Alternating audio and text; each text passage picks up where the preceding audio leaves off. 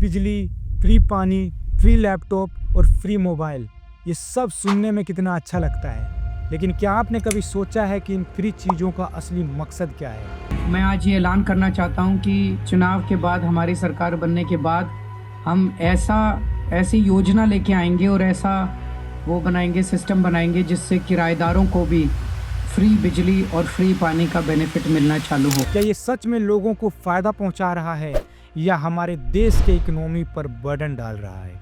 पिछले कुछ सालों में पॉलिटिक्स का तरीका पूरी तरह बदल गया है। पहले पार्टियां चुनाव जीतने के लिए पैसे और शराब बांटती थी, लेकिन अब ये खुलेआम और कानूनी तरीके से हो रहा है। नेताओं ने वोट खरीदने का लीगल तरीका निकाल लिया है। सीधे लोगों के अकाउंट में पैसा डालो और इसे वेलफेयर स्कीम का नाम दे दो।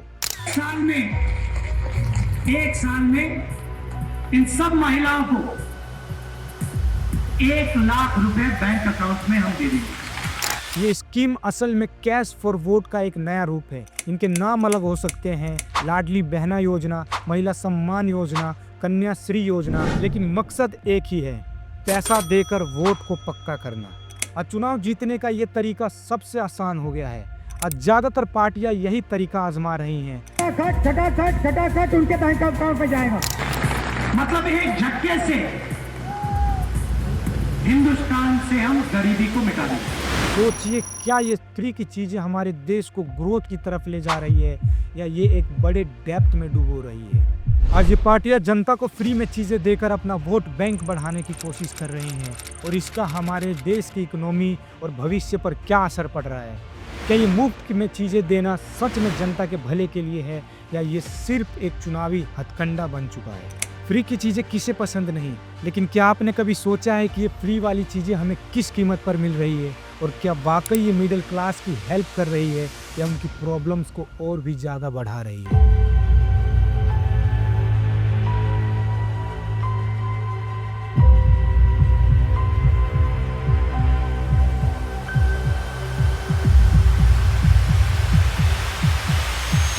इस वीडियो को एंड तक देखिएगा, क्योंकि जो फैक्ट्स और सच्चाई हम बताएंगे वो आपको सोचने पर मजबूर कर देगा। याद रखिए, कुछ भी फ्री नहीं होता। हर फ्री की चीज़ों की एक कीमत होती है जिसे हमें ही चुकाना पड़ता है। बीवी ना बच्चा ना बाप बड़ा ना मैया, the whole thing is that के भैया सबसे बड़ा रुपया। रेवड़ी कल्चर, रेवड़ीज, वो रेवड़ी है। रेवड़ी कल्चर आखिर क्या है? फ्रीबीज मतलब वो चीज़ें जो पॉलिटिकल पार्टी हमें चुनाव से पहले फ्री में देने का वादा करती है, जैसे फ्री बिजली, पानी, राशन, लैपटॉप और मोबाइल फोन्स।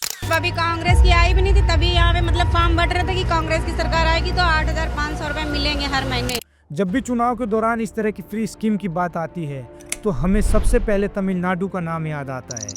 दरअसल फ्री बीज राजनीति की शुरुआत यहीं से हुई थी। डीएमके पार्टी ने सबसे पहले तमिलनाडु में एक चुनावी स्कीम के तहत फ्री में रंगीन टीवी देने का वादा किया था। ये भारतीय राजनीति में पहला मौका था जब किसी पार्टी ने इस तरह के फ्री वादे किए थे। फिर इसके बाद जयललिता जी ने इसे और बढ़ावा दिया और फ्री में टीवी, केबल और सोना देने का वादा किया। ये एक नया ट्रेंड बन गया और धीरे धीरे सभी पॉलिटिकल पार्टियों ने इसे अपना लिया।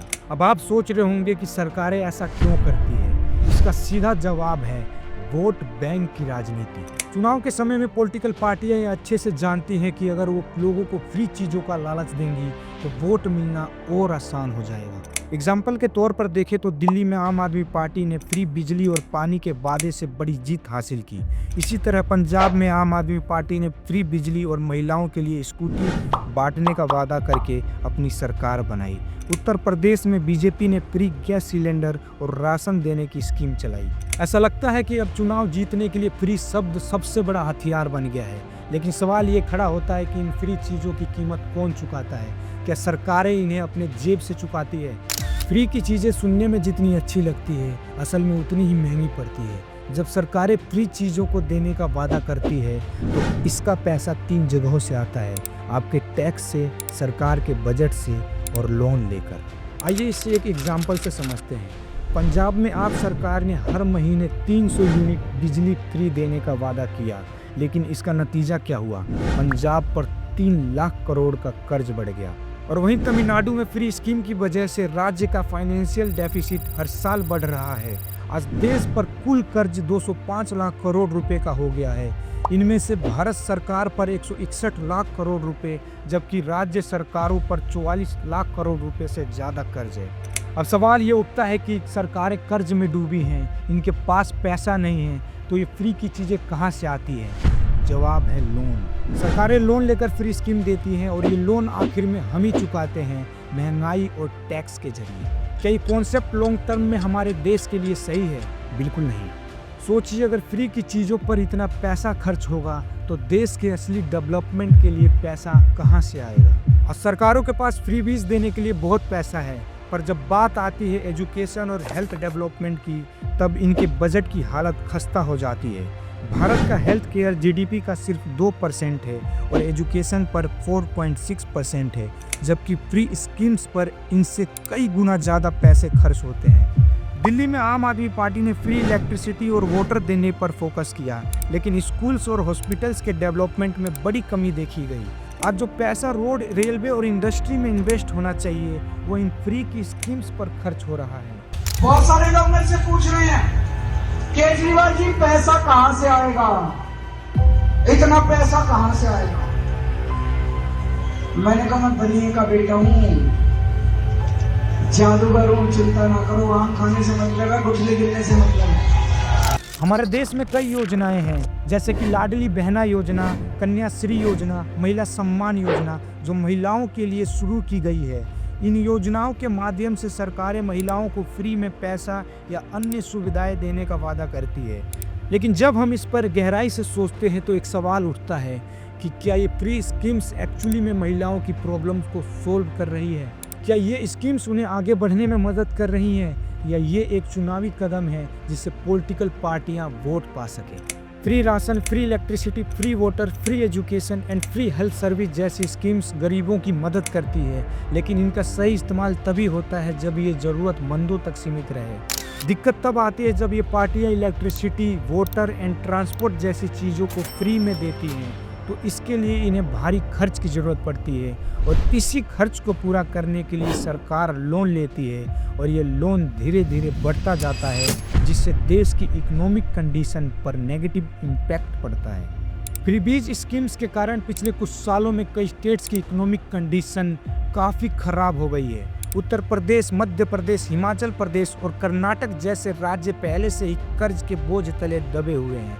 कर्नाटक में तो ये हालत हो गया है कि फ्री ट्रांसपोर्ट सर्विस के कारण स्टेट ट्रेजरी पर भारी बर्डन पड़ा है, और ऐसी सेम कंडीशन हिमाचल प्रदेश की भी है, जहां फ्री स्कीम्स के कारण सरकार को अपने बजट में कटौती करना पड़ा। तेलंगाना और आंध्र प्रदेश में भी फ्री स्कीम्स ने राज्य की हालत खराब कर दी है। आंध्र प्रदेश पर कर्ज का बोझ इतना बढ़ गया है कि सरकार के पास डेवलपमेंट के लिए पैसा ही नहीं बचा। 2015 में सत्ता में आने के बाद अरविंद केजरीवाल ने आम आदमी के हित के लिए कई स्कीम शुरू की। 200 यूनिट तक फ्री इलेक्ट्रिसिटी, 20,000 लीटर तक फ्री पानी, महिलाओं को दिल्ली की डीटीसी बस में फ्री यात्रा। इन सब का नतीजा क्या हुआ? आज दिल्ली सरकार पर 2268 करोड़ रुपए का कर्ज है, जिसकी वजह से आज दिल्ली की हालत कुछ ऐसी हो गई है। दोस्तों, दिल्ली में इलेक्शन होने वाले हैं, हर तरफ बड़े बड़े वादों की बारिश हो रही है, लेकिन इस बार की चुनावी दौड़ कुछ खास है। ऐसा लग रहा है कि कांग्रेस, जिसने दिल्ली में कई सालों से अपने पैर नहीं जमाए थे, अब जोर शोर से वापसी की तैयारी कर रही है। ऐसा मैं इसलिए बोल रहा हूं क्योंकि कांग्रेस ने इस बार फ्री बीज का सबसे बड़ा दांव खेला है। दरअसल कांग्रेस इस बार बाकी पार्टियों से कई कदम आगे निकल चुकी है। राहुल गांधी ने महिलाओं के लिए 3,000 प्रति महीना और बेरोजगार युवाओं के लिए 2,000 प्रति महीना और यहाँ तक कि हर परिवार को राशन और गैस सिलेंडर मुफ्त देने का वादा किया है, और बोल रहे हैं कि ये योजनाएं सीधा जनता की जेब तक पहुँचाएंगी। खटाखट खटाखट खटाखट खटाखट आजा।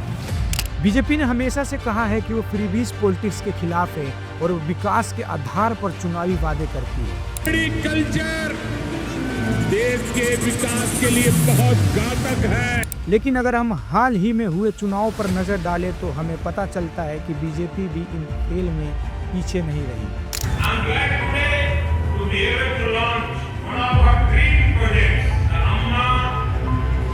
हमने ये तय किया है, हर कॉलेज जाने वाली मेधावी बेटी को फ्री में स्कूटी उपलब्ध करवाने का कार्य करेंगे। सरकारों को जरूरी सेवाएं जैसे एजुकेशन और हेल्थ फ्री देना चाहिए, क्योंकि ये एक वेलफेयर स्टेट का हिस्सा है। तमिलनाडु में के कामराज्य ने सरकारी स्कूल में मिड डे मील और फ्री एजुकेशन शुरू की थी, जिससे लिटरेसी बढ़ी और बच्चे पढ़ाई के लिए प्रेरित हुए।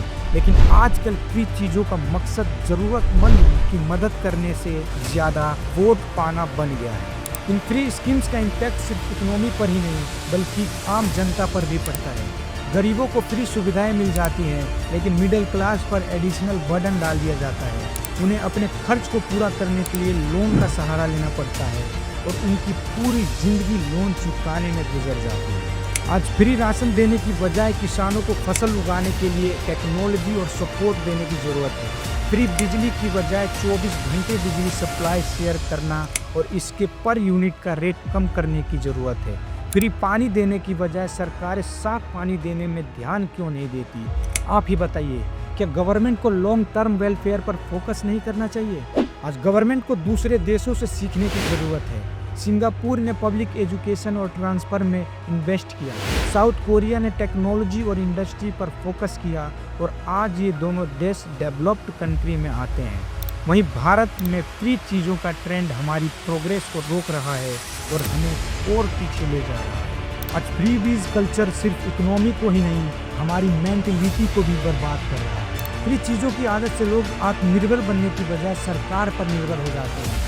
मेहनत करने की बजाय सब कुछ फ्री में पाने की आस लेकर बैठ जाते हैं। आज हमें समझने की ज़रूरत है कि फ्री की चीज़ें असल में फ्री नहीं होती। नेताओं से सवाल करें, वोट देने से पहले पूछे कि उनका असली प्लान क्या है। फ्री स्कीम्स की बजाय लॉन्ग टर्म वेलफेयर पर फोकस करें। दोस्तों, बदलाव लाना मुश्किल है लेकिन नामुमकिन नहीं। मेहनत और सेल्फ रिलायंस ही भारत को डेवलप्ड कंट्री बनाएगी। अब ये हम पर निर्भर करता है कि 1000 या 2000 रुपये लेकर अपने वोट को बेचने के लिए तैयार हैं या अपने देश को बचाने के लिए हम फ्री बीज कल्चर को ना कहेंगे। आप सभी चुनाव के वादों को समझदारी से परखिए, क्योंकि आपका वोट सिर्फ आपके भविष्य का नहीं बल्कि पूरे देश की दिशा को तय करता है। याद रखिए, आपके वोट से सिर्फ सरकार नहीं, देश का भविष्य बदलता है। इस बार वोट सोच समझ कर दें। ये देश आपका है, फैसला भी आपका ही होना चाहिए। धन्यवाद।